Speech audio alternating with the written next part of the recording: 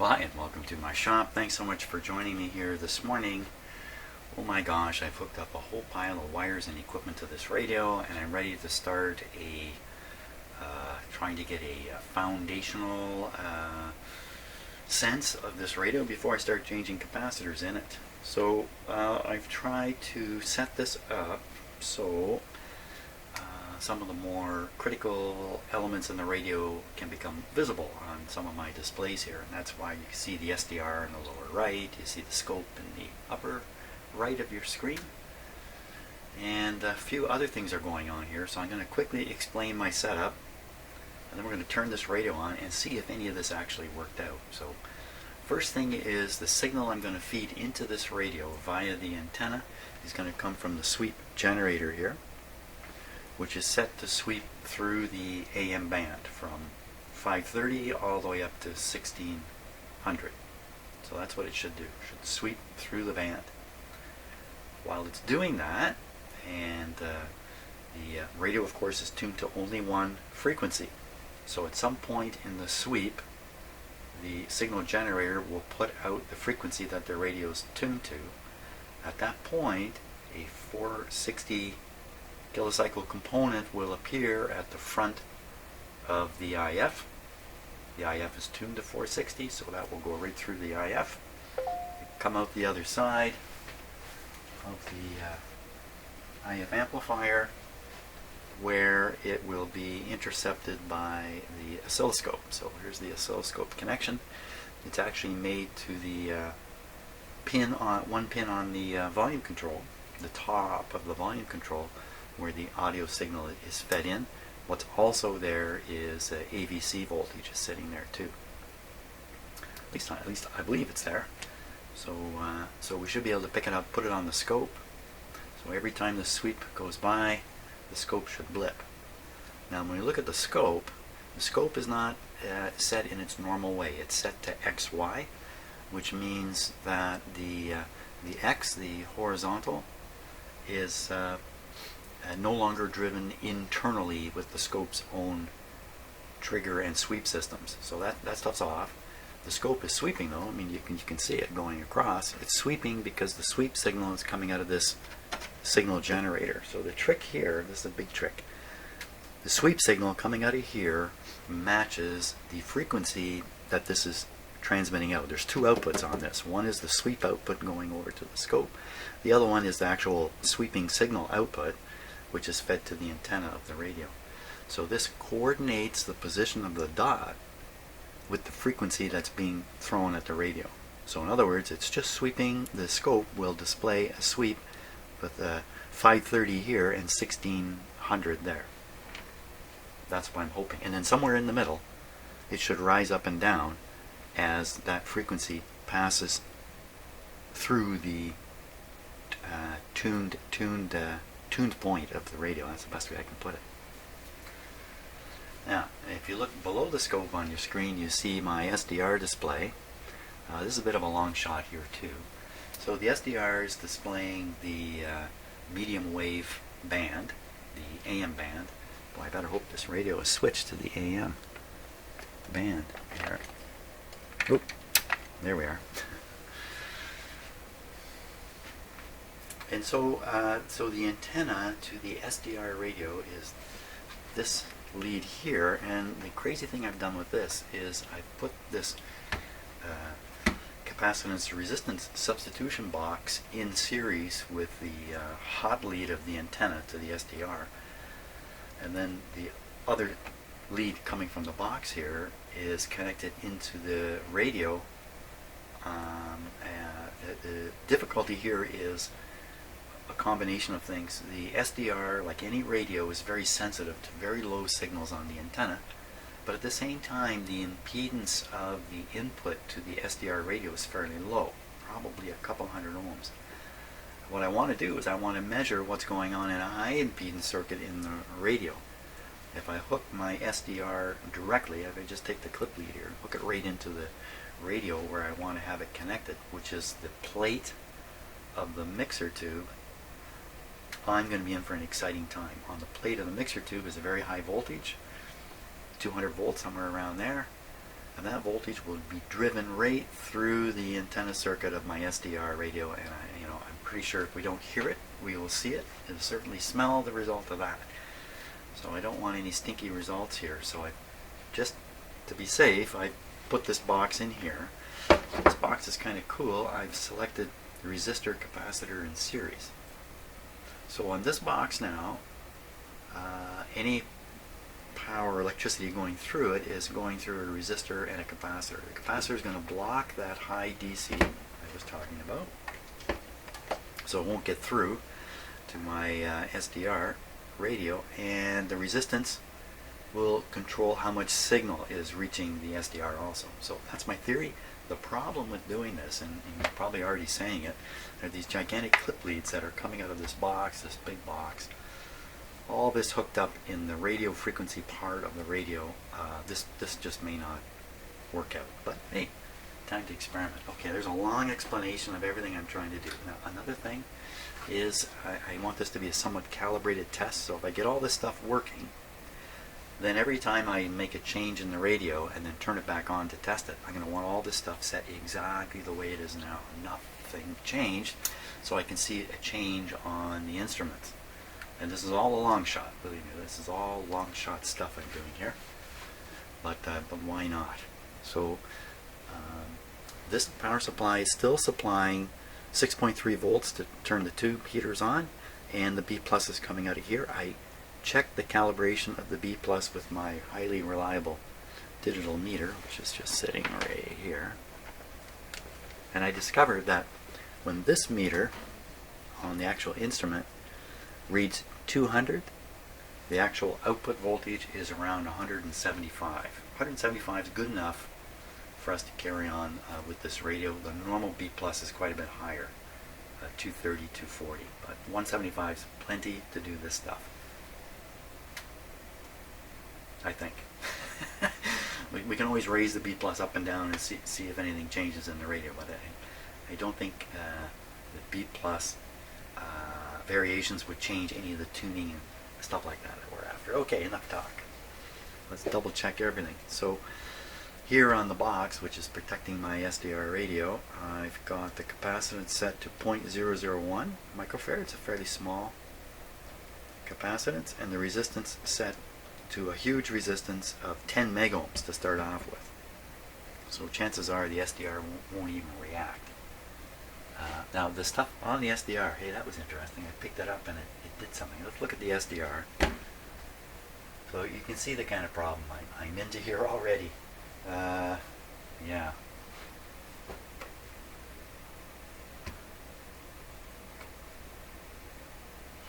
Well, let's give it a go. Now this is changing the resistor from 50 to 500. You can see something happening there, right? But any higher, a little bit of cut back. Okay, we're back up on 10 megs for safety. This meter down here, which has gone to sleep, will show us the current flow. As soon as I figure out how to turn it on, I guess you have to turn it right off, turn it right on again. This will show the current flow in amps going into the heaters. Yesterday we discovered it was, I can't remember, 1.3 amps. I can't remember what it was. A touch higher than what I expected, but that's okay. And are we all set here? Set about as much as we can be. Just reviewing my ground connections to everything that should be connected to the chassis is connected to the chassis or to terminals coming from the chassis. I'm going to check now for short circuits, loose connections, something that's going to jump out and bite me. No.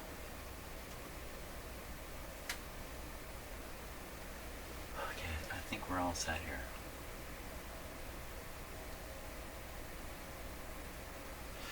So in terms of starting this up, first thing, I will warm up the tubes. There'll be no B plus at first. Turn this down. So we will do that. But we should see some current flow here, I believe, as soon as I do this. Yep. There we go. 1.8, 1.7. Interestingly enough, the meter went right over load. I don't know if you could see that really on the screen there. So I think initially this thing was drawing as much as, say, 4 amps, just for a brief while, because the heaters are cold and their resistance is low. So it's not often you get a chance to actually see this. And the meter's slow to react. It's damped a little bit. It's digital. It takes time to sample and analyze. So by the time this thing has a number on it, the voltage has probably already dropped. The current has probably already dropped off. So I'll bet you the current initially, for the first fractions of a second, is probably really, really quite high. Now that would be restricted by the power supply supplying the power. Okay, so it settled down at 1.5 amps. Seems all right to me. Anything happen on any of our displays during this? Maybe you were watching, I wasn't.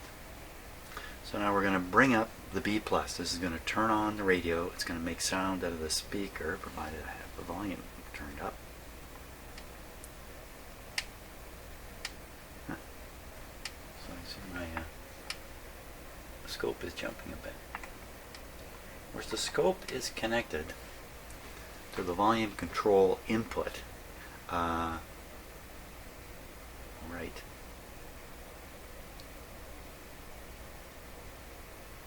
Okay. So that's not too surprising. Turning the volume control does something there. Turn it up, down a little bit, so I don't get. Okay. So anything go wrong here? Oh, sure. Sure. Is my door open? Where's my escape route planned? Fire extinguisher nearby. We have a household fire extinguisher. I keep it right at the back door to our house, the door we would normally exit from. And I do this because a fireman instructed me during some fire training back when I was gainfully employed. And we had a fireman come in and teach us a little bit about fires. And the thing he said is, he asked, how many people got a home fire extinguisher? And half of us put our hands up, of course. He goes, oh yeah, one of those little bodily ones like this. Yeah. First question he asked was, how long do they last when you squeeze the trigger? This is worth hearing if you don't know this. Most of the answers were 20 seconds, 30 seconds, a minute and a half. The actual answer is 8 to 10 seconds for a little bodily one. He goes, that's just enough time for you to figure out how to operate it and aim it when it runs out. He said, secondly, I want you to take your fire extinguisher wherever it is in your house and put it right at your back door.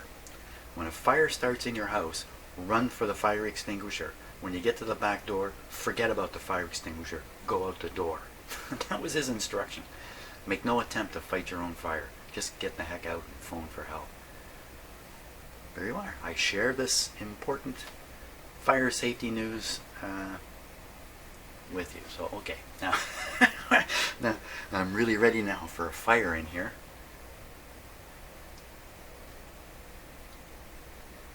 Okay, that moment of silence was me hoping everything's okay. Okay, so I'm going to turn on the power here, but the level is down. Nothing should happen anywhere.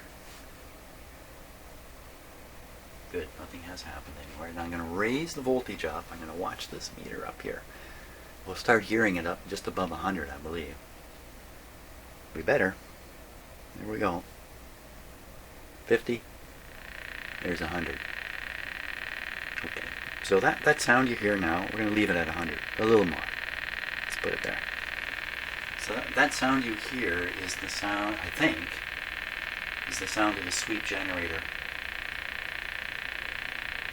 Is it? Or are we already off base here? We'll stop the sweep generator. Oh. Where the heck is this sound coming from now? Well, let's tune the radio. Maybe we can get rid of it.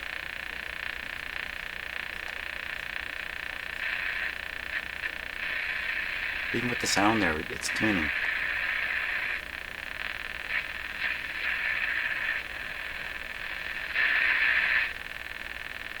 Okay, so let's tune to one of those. So the ticking seems to have completely disappeared. Now we'll turn on the sweep again.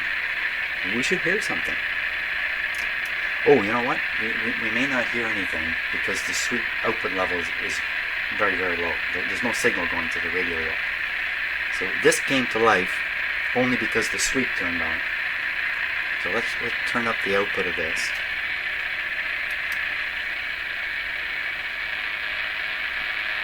There it is.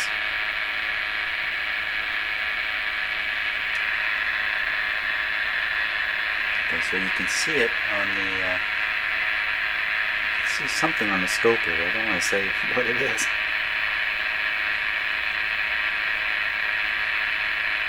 Let me tune the radio.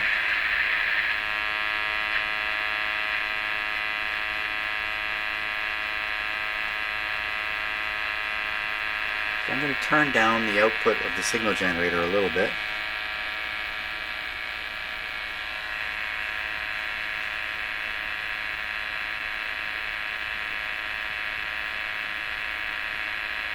Oh, it's pretty good. That's not a bad display here. It's actually showing the AVC voltage being driven negative.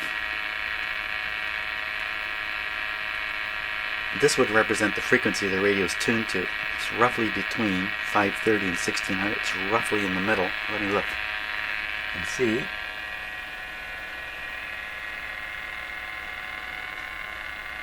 Yeah. The capacitor is about half open, so it's all making sense. Now, incidentally, if you're looking at these numbers here, these numbers become a little more random when this thing is sweeping. You can't interpret much out of these numbers. It's roughly telling you the center of the sweep, so don't pay too much attention. The sweep really is going to 530 to 1600. Now, let's see if we can get something on the SDR here. First of all, I'm going to tune the radio a bit. If the local oscillator is visible on the screen right now, we will see it because it will be moving. Oh yeah, there it is. See it going back and forth there? So that big peak there, it's a local oscillator. We're seeing that probably because it's emitting a signal that's being captured by these wires. And that's probably why we're seeing it. And what we're really interested in is seeing if we can actually see the received signal. Now we're looking at the, let me turn this down a bit. We're looking at on the SDR, we're looking at the plate of the mixer tube. So everything should be there. The local oscillator should be there. The incoming signals on the antenna, all of them should still be there in this radio.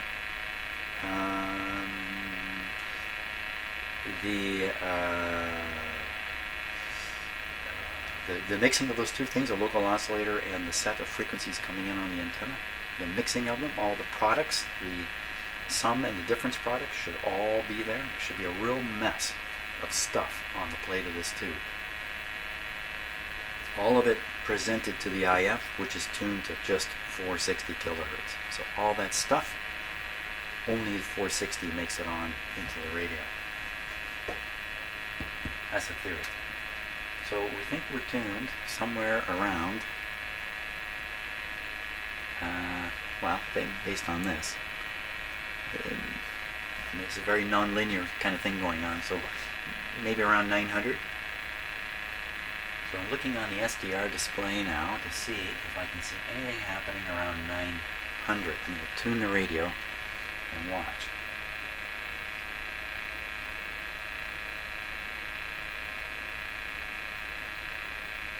Now there's a lot of weird things that go on. See, there's something that's showing up right around 900. Okay. And I'm not sure what to make of that. I'm really not. What I'm looking for is... Okay, let's do this. We know where the local oscillator is, so I will set it to 1,460. That's roughly where it is right now. Pretty much right on, yeah. So if we subtract the IF of 460, we get 1 million. That's what the radio is really trying to tune in right now. So look at a million right under the M in the word medium. And look very closely and look for something moving there as I turn this back and forth. So interestingly enough, there is something kind of weird happening there. So there's two things moving, crossing each other. And it seems like, let me line them right up. I'm sure I believe these to be artifacts of no real interest. SDR artifacts. Okay, so I got that, those two things lined up as much as I could. They're not right on a million. And our local oscillator, I can actually identify the exact frequency of it. I'll just put this on top. 1454.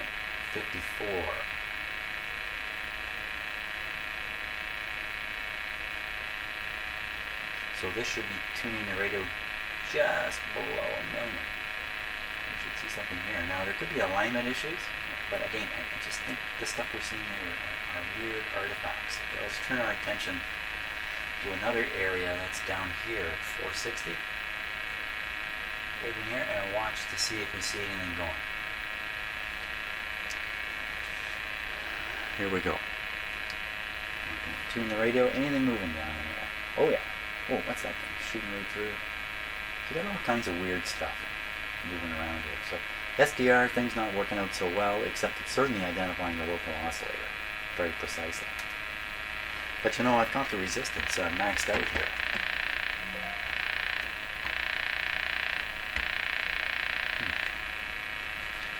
So what I'm going to do is I'm going to reduce the resistor value here. That's going to allow more and more of the radio's internal signal to reach my SDR. Perhaps all we're seeing right now is this wiring related to the SDR antenna is an antenna just picking stuff up. It's a pretty sloppy deal. Look at that.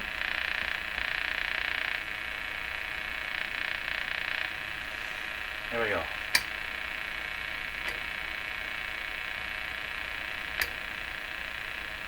Now, I do have a capacitor in the circuit, so I'm not worried about blowing up my SDR too much here. So what happened just now?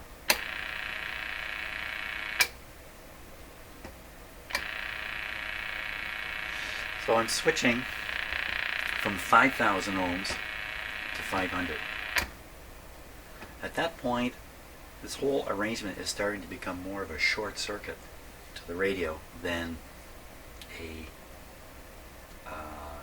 arrangement that has no influence on the radio. I'm really just shorting the signal out.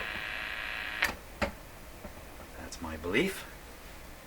Now, so what all's happened now? Some interesting things have happened. The scope display has changed a lot. We can increase the signal being fed to the radio, the antenna signal. Well, let's not do that just yet, because there's enough there. I can see the little, whoops, I can see the little bump right here. What did I win? I just win something? Here, make the scope a little more sensitive. And we'll look back at the SDR, tune the radio. By now, you probably have no clue what I'm doing because I'm losing control here too. So, once again, we are around 460 with the local oscillator, so we're looking around a megahertz. There's something very distinct there now. See it going down, down, down. It's going down while the local oscillator is going up. So that is not the thing we're after. You know what we're after? We're after a little bump. Let me set it right on a million. Okay, there's a sharp peak and a bump coinciding right at a million. Actually, there's two little sharp peaks and a bump. It's the bump we're paying attention to. So let me set it to 900. You watch the bump going down, 950, and going down to 900. There we are. Okay, you can clearly see the bump there. That, I believe, is the remnant of the sweep signal as it passes by the tuned part of the front end of the radio, where it gets a lift. Everywhere else on there, a little above 900, a little below 900, no lift. so the signal is not visible. And that 900 should be exactly 460 kilohertz away from where the local oscillator is right now. And if that's the fact, if that's really the case, then the radio's alignment is very good. I believe I'm interpreting this properly. The bump at 900 is the size it is, again, because of alignment. If the front end tuning is improved a bit, that bump might get a little bit bigger. So this is exactly the kind of display that I wanted. Let's verify the alignment, the 460 kilohertz variation here. So this is clearly rated 900. And the local oscillator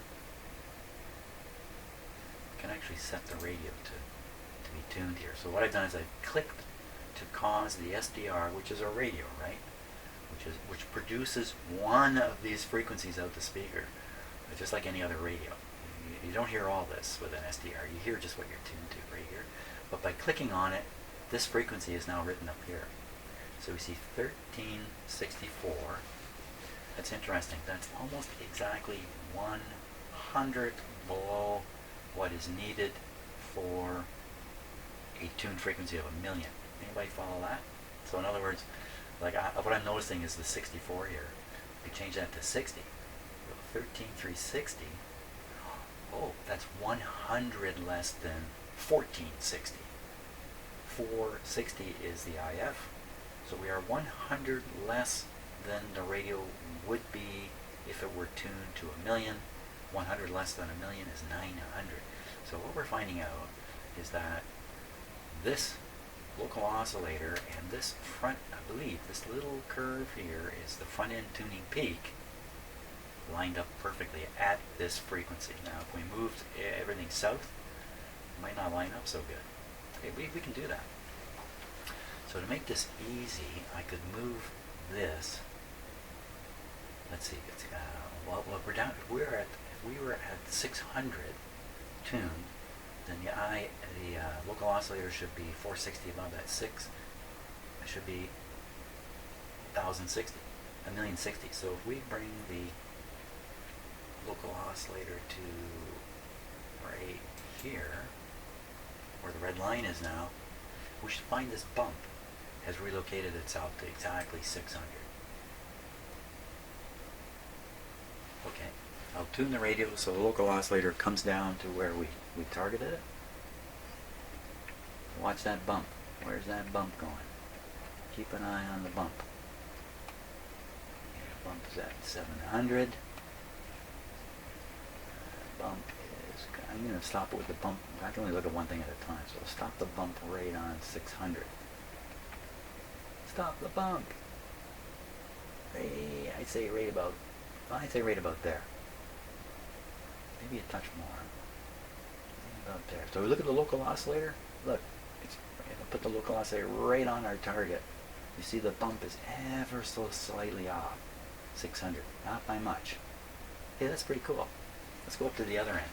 So we'll try this at, if we try this at 1500, then the local oscillator should be 460 above 1960.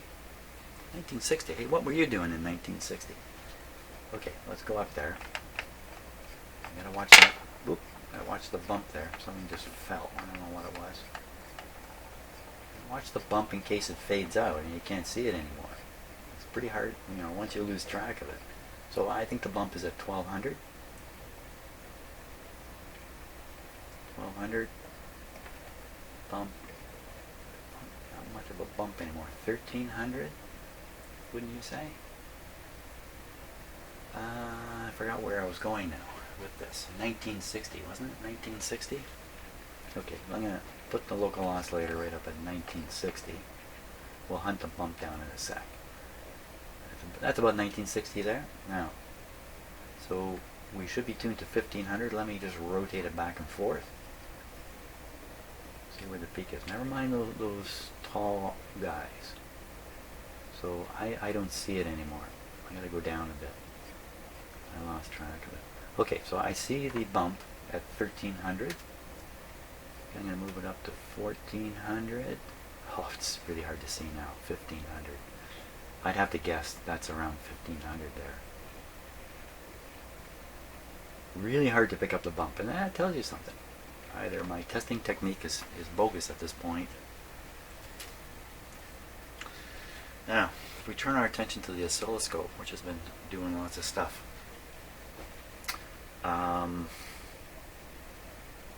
What are we spotting here on the oscilloscope? Let me get this straight in my head. Tune to a nice quieter spot. Turn this up. What's it sound like?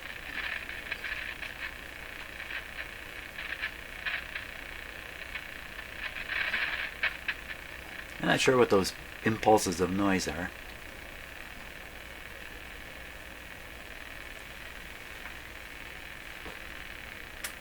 So we could use the scope to derive the frequency being put into the radio at this moment by taking the start frequency, the stop frequency, and figuring out how far along this curve we are. The sweep can be in a logarithmic pattern, or it can be in linear pattern. It's set to linear right now. But it's not worth doing. The SDR is a much better tool for doing this kind of stuff. But what you get out of this is you get the response curve. Now the way we would get a really good look at the response curve here is to kind of zoom in on it by starting the sweep here and stopping it there. So I'm going to start changing the start. I'm going to change the start frequency of the sweep, and as I do, this will appear to move backwards across the screen. Okay, don't be scared now. So I just jumped it up quite a bit. The start frequency now is quite a bit higher. Now I'm going to turn the stop frequency down, and the opposite will happen. I'll move it back. I'll move it back. So I'm kind of zooming in on it. That's what I'm doing here. Look. Okay, let's leave it like, that's almost too zoomed in, isn't it? It's kind of losing its shape. Let me put it back a little bit here. Okay, so we're way off calibration now, but we get a good look at the shape. If I increase the output, I think we can quiet it down a bit. I would really prefer it to be... Oh, hey, what's on the SDR? Lots of interesting stuff there.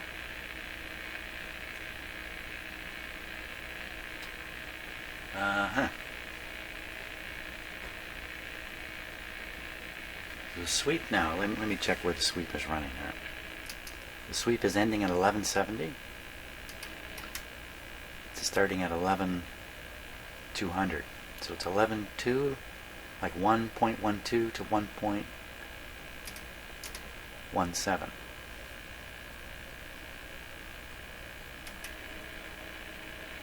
Okay, it's sweeping again. So on the SDR you see a weird, like it's kind of a weird shape. But the SDR has its own, like it's a radio trying to do the radio thing. So it's manipulating the signal a little bit. So I think the shape we see, you know, right around just above 1100. You can't rely on that to say it's the shape of the response curve of the radio. But you can certainly see it on the scope. So where are we at here? So, you know, this has worked out fairly well, in fact. Now, what I want to do is have this set up in such a way that every time I make a change to the radio, I can repeat a test here and be reassured of something. You know, first of all, the B plus is still really low. Let's move the B plus up and down and see if anything retunes in any way.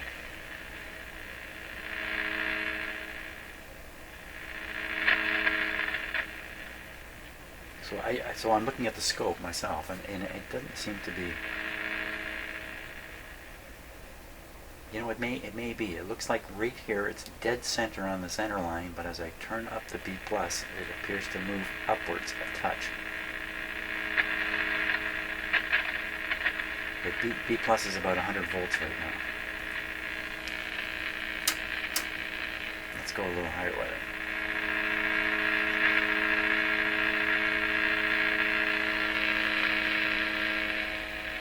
So the B plus would be close to probably 170 volts. So what? So where are we at here? So think for a minute. I got to where I wanted to go, I think. Question is, can I just turn all this off and come in later, turn it all back on, and see all this exact same stuff? My past experience is no. No. No. Murphy gets in here and messes around. I think the answer is yes. So is this exactly where we want to have it set? It should be set, I would think, while I'm doing this, about mid-band, which is, I believe, where it's tuned right now. Or just above, it's like 1.1. That's kind of in the middle. The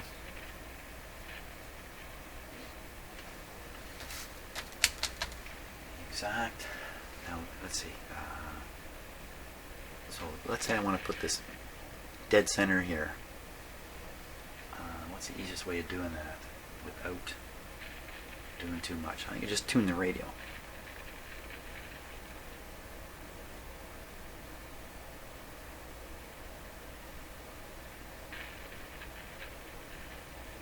That looks almost like lightning, doesn't it? That's not good. Lightning staticky crashes in a radio like this when there's no lightning around and it sounds like lightning. That's a bad sign. This radio is too old to have a particular kind of problem called mercury something disease. I can't remember the exact name of it, but there's a capacitor failure mode in radios a lot newer than this that is very common and causes sounds like lightning.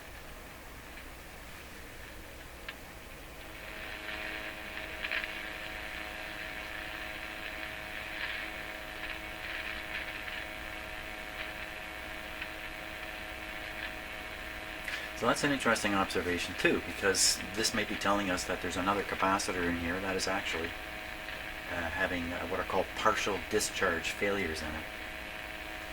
Where you have like a surface, and you have a voltage here and a voltage there. And there's actually electrical pressure across this surface. Surfaces are very susceptible to what's called tracking. So you get this potential across here. And if it's high enough, and if this surface becomes conductive enough from moisture, dirt, maybe chemical breakdown of the material itself, who knows, you can start getting some current flow through here. In the long run, you start getting carbonization of the current flow path. It takes a long time, but as the carbonization grows, the jump distance gets smaller and smaller. In air, it's 10,000 volts per inch to jump a gap, but over a surface, a dirty surface, it can be way, way, way lower. And then you'll get a charge building up from either side, assuming this is a DC voltage here. You have these dendritic growths or something of that sort, carbonized path. You could even get a carbon spot in the middle here. It can break down here because the voltage is not distributed uniformly over the surface because of the non-uniformity of the contamination that's bound to be on the surface. And the result is, at some point, it gets close enough that the charge that has flowed in through these high resistance carbonized paths is then discharged. Pop. Doesn't cause a complete short circuit. Too much resistance in here, way more than the breakdown gap voltage or whatever. But given time, the carbonized path gets stronger, and the current flows get stronger, and the noise would get stronger, and eventually you will get a full breakdown from one side to the other. Now, in radios, I'm thinking back to my days in the power systems when I worked underground power cables and stuff like that. This was the failure mode that occurred in a lot of these cables, and so I'm a little bit familiar with it, and it can occur at very low voltages too. I was stunned to discover it happening at 120 volts, at carbonized paths being built through debris, garbage, actually leaves and all kinds of stuff that are falling onto terminals on equipment. Anyway, That's my story. Wow, I really got into that, didn't I? So I thought it'd be good to let it play anyway and listen for this crashy sound, which seems to have disappeared a bit. What's the last thing we can do? The answer to my question earlier about can I turn all this stuff back on and get right back to where I am, the answer is yeah, I think I can. And I can start poking around at these guys. Let's poke at the radio a bit. So this capacitor is cracked. I can see a crack in the shell. You might not even be able to see the capacitor. It's kind of behind this big coil here. I don't know what I'm expecting to happen here. That's exactly why you do it. I'm shaking the whole radio, so I mean, if something, I got my clip leads on here, everything. Who knows what might act up. Nothing's acting up. Nothing acting up in here.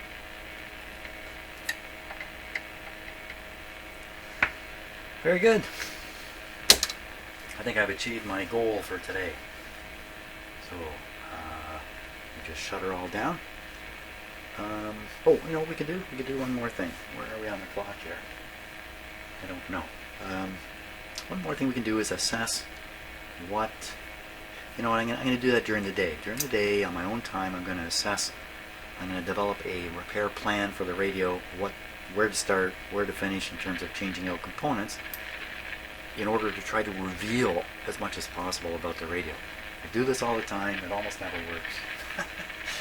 But I like doing it. So thanks so much for watching my video here, and we'll start tuning this radio up and seeing what more we can get out of it. And then when I stop shooting the video, I'm going to make some notes about the values that I see on all my equipment here, so I don't forget. Very good. Thanks a lot for watching. See you on the next video.